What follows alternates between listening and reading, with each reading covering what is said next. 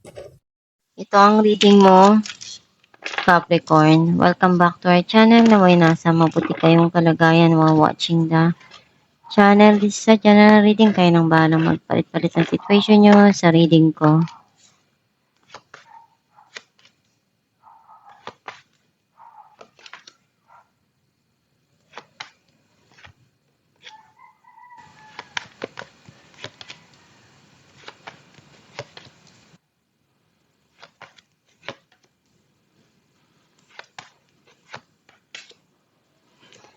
At the bottom of the deck, Seven of Pentacles. I feel like ang nasisense ko na energy mo, nakikita ko na you're thinking about na kailan kaya mangyayari na bumalik sa akin or matanggap ko naman yung mga pinaghirapan ko. Binibigay ko naman lahat ng kaya ko. Pero bakit ganun? Walang nangyayari sa mga paghihirap ko, sa mga effort na binibigay ko. Some of you, darating din yung panahon na lahat ng ginawa mo, aanihin mo rin yan. Huwag kang masyadong magmadali sa mga nangyayari sa buhay mo. May tamang panahon dyan. Kung ano yung ibibigay sa'yo ng Diyos, ibibigay niya yung kahit ano yung mangyari. Ang mensahe ng card mo, iniisip mo kung ano yung paraan na gagawin mo para mapalago yung financial mo, yung career mo, yung pera mo. Or kumita ka.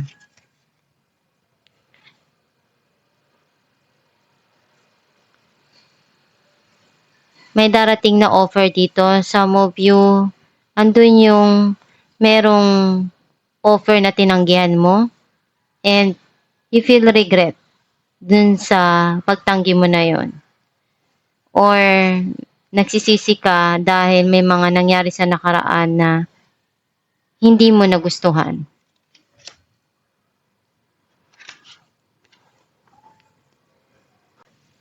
May bago dito na darating or sisimulan mo na passion, either relasyon na magkakaroon ng magandang ugnayan sa isa't isa o meron kang sisimulan na proyekto na alam mong nai-enjoy mo yung passion na yon. Iniisip mo na kailangan na matuto kang balansehin yung mga nangyayari sa buhay mo para hindi ka basta-basta mapagod or ma-exhausted. Andun yung pagmamahalan ng dalawang tao na pinapadama sa isa't isa. Some of you kung ano yung pagkukulang, ikaw na yung nagpupuno.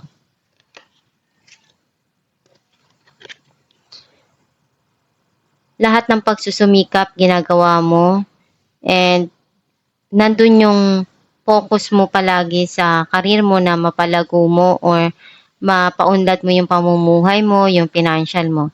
And lahat naman ng pagsusumikap mo, at the end, magkakaroon niya ng paid off.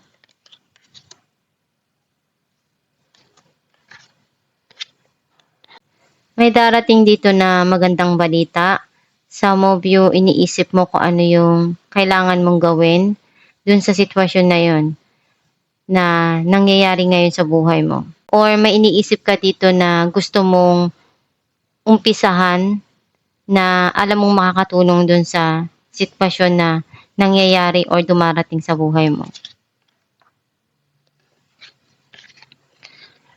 Nagkaroon na ng end of cycle yung nakaraan. Ngayon may darating dito na new cycle para sa'yo.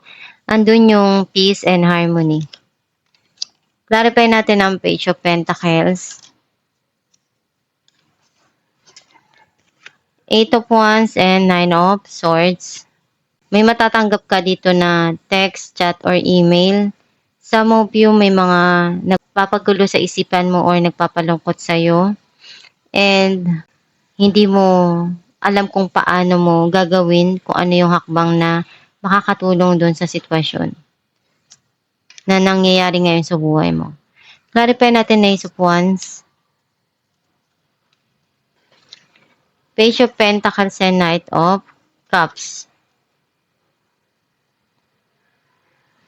Itong person na 'to, iniisip niya kung ano yung puwede niyang gawin. Kung i-o-offer niya ba or sasabihin niya yung nararamdaman niya sa'yo. Nagkakatugma yung passion niyo sa isa't isa. Clarify natin ang the Lovers.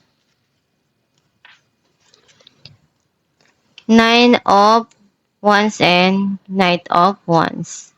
Babangon ka pa rin kahit anong mangyari at natuto ka na, you feel grounded na. Hindi ka na basta-basta magtitiwala dun sa tao na alam mong niloloko ka lang. And alam mo kung kanino mo ibibigay yung tiwala mo. Nagmahal ka na ng minsan, alam mo kung totoo o hindi yung tao na nagmamahal sa'yo. Clarify natin ang Page of Wands. 7 of Pentacles and the Lovers. Ginawa mo lahat ng makakaya mo, binigay mo lahat. And halos wala ka nang tinira sa sarili mo. Sobra mo minahal yung tao.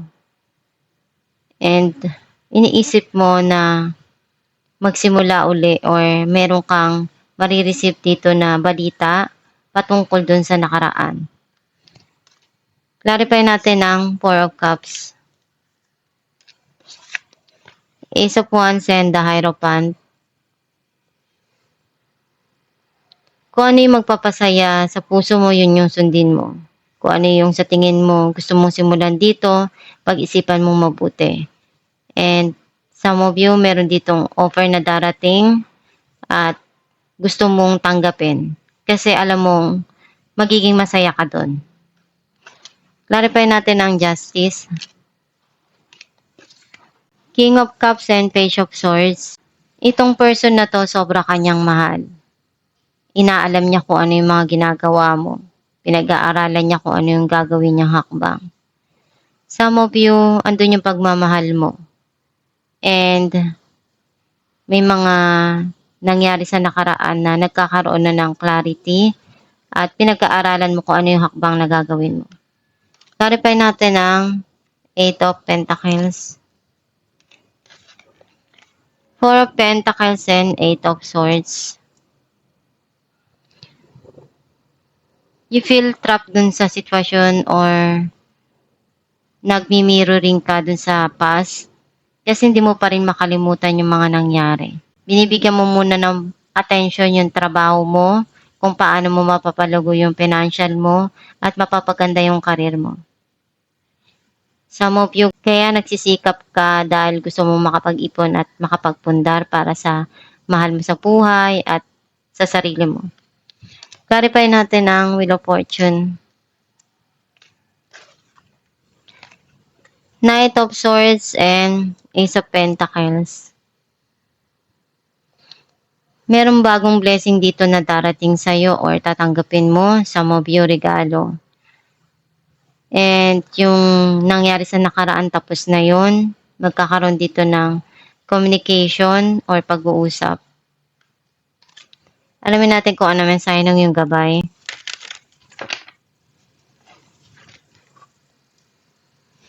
Assertiveness. This situation can be healed gently and with love, as you have requested, yet there's also a need for your strength and truthfulness with the other people involved. We will stand right behind you as you speak your truth, giving you strength and guiding your words. Ang mensahe ng yung gabay na may mga sitwasyon sa buhay mo sa nakaraan na unti-unti yan na mag-heal. And isipin mo lang palagi yung pagmamahal doon para mas mabilis na maging okay yung sitwasyon, yung nararamdaman mo. Kung ano yung bigat na nangyayari sa puso mo ngayon or nararamdaman mo, kailangan mong magpakatatag. Alamin mo lang kung ano yung katotohanan doon para ma-let go mo yung mga negative at nagpapabigat sa puso mo. Gawin mo lang yung makakaya mo para malagpasan yung mga pagsubok na pinagdadaanan mo. At palagi ka lang magdasal para magabayan ka ng Diyos Ama at mabigyan ka ng tamang idea sa mga nangyayari na sitwasyon sa buhay mo. At itong yung reading, Capricorn. Kung nakaresonate ka, kindly comment down below. Thank you for watching.